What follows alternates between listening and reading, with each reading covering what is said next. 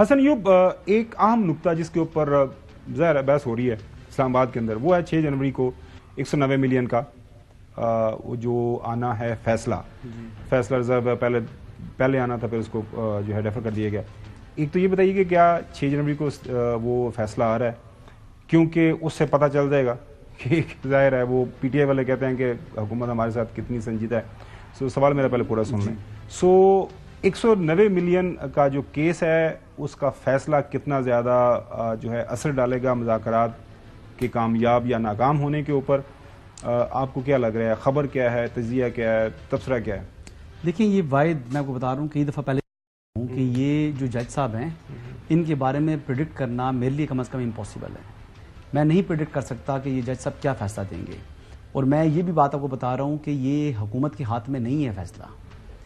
وہ بریت بھی ہو سکتی ہے عمران خان صاحب کی، کہیں بھی اگر ان کو کوئی اس سارے مقدمے کے اندر کمزوری نظر آئی، عمران خان صاحب کو وہ بری بھی کر سکتے ہیں اور یہ حکومت کو کوئی احسان نہیں ہوگا عمران خان صاحب کے اوپر، کیونکہ وہ اس کیس میں واقعی بری بنتے ہوں گے اور وہ سزا بھی دے سکتے ہیں. یہ جج صاحب بڑے جو ہے نا انپریڈکٹیبل ہیں. ان کے اوپر نہ پریشر ہے کسی کا، نہ اسٹیبلشمنٹ کا، نہ کسی چیز کا، لیکن سم ہاؤ ایسے ججز آج کل کم ہیں، لیکن بہرحال ایک ہے مطلب آپشنس ایک ایسی. تو سوال یہ ہے کہ اگر فرض کریں اس کا تعلق اگر حکومت اس کو کلب کرتی ہے اور سمجھتی ہے سپوزٹلی عمران خان صاحب اگر بری ہوتے ہیں اور وہ سمجھتی ہے کہ حکومت کا سی بی ایم ہے، تو وہ پھر اپوزیشن کی پی ٹی آئی کی غلطی ہوگی.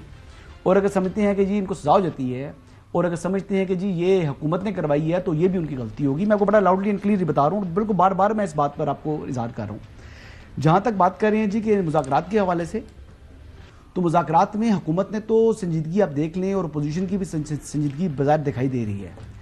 لیکن معاملہ یہ ہے، آئی فیئر کہ جو پاکستان تحریک انصاف کا انٹرنیشنل چیپٹر ہے یا جو جبران الیاس صاحب باہر بیٹھے ہوئے ہیں، وہ ان مذاکرات کو ہائی جیک کر لیں گے. آپ رات کو بھی دیکھ لیں جس قسم کا انہوں نے عمران خان کے ٹویٹر ہینڈل سے جس طرح کا ٹویٹ کیا ہے، وہ یہ کہہ رہے ہیں جی کہ ان کو پیشکش ہو رہی ہے کہ آپ بنی گالہ شفٹ ہو جائیں. بھائی 1 سال سے تو ہم سن رہے تھے جی کہ عمران خان کو رہا کرو پھر ہم اگلی بات کریں گے. یعنی اگر عمران خان صاحب کی رہائی پر پہلی پیشکش ہو رہی تھی تو پھر آپ 1 سال سے یہ مطالبات کیوں کر رہے تھے؟ پہلی بات تو یعنی جو پہلے مطالبات کر رہے تھے یا وہ بات جھوٹ ہے، یا جو رات کو ٹویٹ کیا ہے عمران خان کے ٹویٹر ہینڈل سے وہ بات غلط ہے. لیکن مجھے پہلے بات کمپلیٹ کر لوں. دوسری بات یہ ہے کہ یہ لوگ تو سپوائلرز نہیں ہیں جی، یہ لوگ جو بیٹھے ہیں یہ سنجیدہ لوگ ہیں اور یہ پاکستان کے اندر موجود ہیں.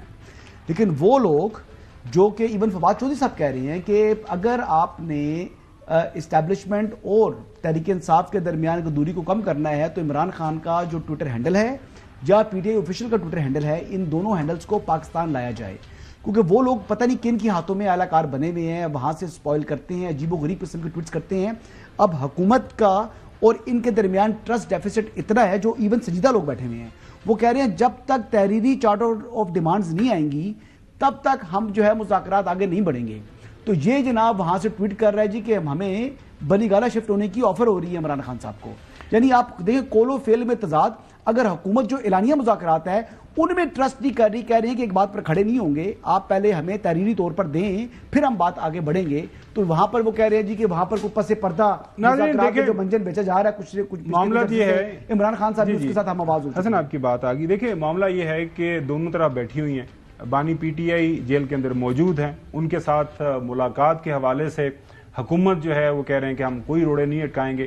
لہٰذا میں کل سن رہا تھا عرفان صدیقی صاحب کو، وہ یہ بھی کہہ رہے تھے ہم کسی ٹیلی ویژن پروگرام کے اندر کوئی بات ہوئی ہے، کوئی سوشل میڈیا کے اوپر بات ہوئی ہے، ہم اس کو رسپونڈ بھی نہیں کریں گے.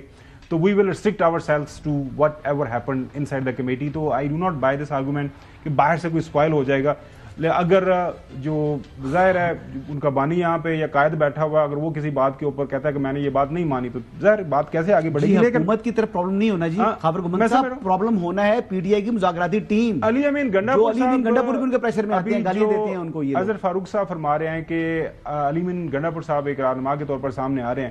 تو علی امین گنڈا پور صاحب مذاکرات کے حوالے سے اپنے خیالات کا کیا اظہار کر رہے ہیں، سنیے. آپ سمجھتے ہیں یہ مذاکرات فیصلہ کن مراحل تک جائیں گے؟ انشاءاللہ دیکھیں جی، عمران خان صاحب نے بڑا کلیئرٹی سے کہا ہے کہ وہ پاکستان کے لیے، پاکستان کی ترقی کے لیے اور استحکام کے لیے مذاکرات کر رہے ہیں. حکومت کا رویہ جو آپ کو نظر آیا کہ یہ پازیٹیو مرحلے میں داخل ہوں گے؟ دیکھیں جب مذاکرات کے لیے کمیٹیاں بنی ہیں تو ظاہری بات ہے رویہ تو ایسا ہے کہ مسائل کا حل چاہتے ہیں. بالکل بات صحیح ہے کہ جب بیٹھے ہیں تو حل کے لیے بیٹھے ہیں. اب وہ بات کریں علمین گنڈاپور صاحب کے یہ جو ڈنڈے مارے جاتے ہیں نا، ہمیں اب دیکھنا یہ ہے کہ اس کے اندر کتنی کمی آتی ہے، کیونکہ ڈنڈے مارنے سے تو معاملات حل نہیں ہوئے اور نہ ہی ہونے ہیں، لہٰذا مذاکرات کے ذریعے حل ہونے ہیں۔ اب لگتا ہے کہ جو دو مطالبات ہوئے تسلیم کر لیں گے حکومت کے؟ دیکھیں اب یہ تو وقت ہے کہ میں کچھ ایسا کہہ سکوں، لیکن مجھے امید ہے کہ عمران خان صاحب نے جس نیت کے ساتھ، جذبے کے ساتھ پاکستان کے لیے شروع کیا ہے اس کو، تو ان کو سمجھنا چاہیے اس بات کو، کیونکہ ڈنڈے کے زور پہ، طاقت کے زور پہ تو ابھی تک نہ طریقے صاف ختم ہو سکی ہے اور نہ ہی عمران خان کی مقبولیت۔ تو آپ بیٹھ کے ہی معاملات کو میرے خیال میں جمہوری طریقے سے اور سیاسی طریقے سے ہی حل کرنا چاہیے۔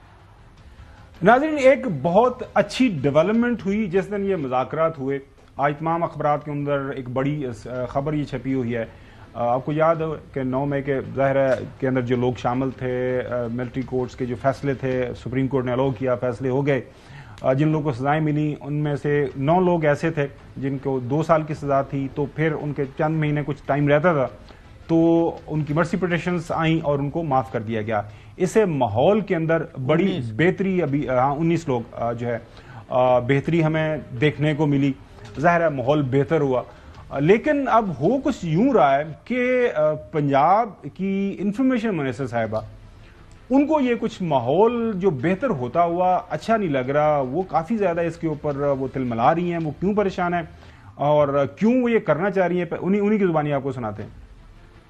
کیا ان کو کسی رعایت کا ان کو مستحق ہونا چاہیے یا نہیں؟ بہت بڑا سوال ہے، یہ سوچا جانا چاہیے کہ اگر اب بھی وہ 9 مئی جیسے فساد دوبارہ کرنے کے لیے تیار ہے تو معافی کس چیز کی؟ ان کو معافی نہیں ملنی چاہیے۔ جہاں جس ملک کی، جس ریاست کے جو ہے وہ عالم یہ ہو کہ جو بلوائی ہیں وہ نہ صرف آپ کو جو ہے وہ دندناتے ہوئے دکھیں، دوبارہ دھمکیاں دیتے ہوئے دکھیں، کیا اس جیسی جماعت اور اس کے لیڈر کے لیے کوئی رعایت ہونی چاہیے یا نہ ہونی چاہیے؟ چونکہ یہ رعایت جو ہے یہ پاک فوج کی طرف سے آئی ہے، میرا خیال ہے ان کو بھی اس کے اوپر دوبارہ سوچنا پڑے گا۔ ظاہر ہے وہ ملٹری لیڈرشپ کو یہ ریکویسٹ کر رہی ہیں کہ آپ نے یہ اچھا فیصلہ نہیں کیا، آپ یہ واپس لیں، نظر ثانی کریں۔ لیڈر اپوزیشن پنجاب اسمبلی کے اندر پاکستان تحریک انصاف کے حمایت یافتہ یا تحریک انصاف کا کہہ لیں ملک بچر صاحب، وہ کیا فرما رہے ہیں کہ ہم جو ہے مذاکرات کی طرف جا رہے ہیں اور یہ ان کا جو اس کے اندر جو ایکسٹریمسٹ گروپ ہے ودن پاکستان مسلم لیگ نون، وہ کافی کو پریشان لگ رہے ہیں۔ یہ آخری ٹائم ہے ان کے پاس، اگر یہ اس دفعہ مذاکرات نہیں کامیاب ہونے دیتے، جو کہ میں یہ سمجھ رہا ہوں کہ مسلم لیگ نون اس میں اس کا یہ ضرور ہوگا، اس کا ایک جو ایکسٹریمسٹ گروپ ہے وہ یہ کہہ رہا ہے کہ مذاکرات کامیاب نہ ہو، وہ ڈنڈی ضرور ماریں گے اور وہ ڈنڈی ان کے انشاءاللہ تعالی میں ان کے گلے میں پڑے گی، اور اگر مذاکرات کامیاب نہ ہوئے تو خدا نہ خواستہ، گاڈ فاربڈ، یہ ملک ڈی اسٹیبل ہو سکتا ہے۔ ہمارے منہ میں حق، ایسا نہیں ہوگا، انشاءاللہ ہم بہتری کر جائیں گے، لیکن بریک کے بعد بات کریں گے کہ یہ جو مذاکرات کے حوالے سے یہ جو نرمی جو محسوس کر رہی ہے پاکستان تحریک انصاف، وہ اور پاکستان مسلم لیگ نون جو ہے وہ تھوڑے سے ناراض ہو رہے ہیں، اس کے اوپر میں اپنے پینلز کی رائے جانوں گا۔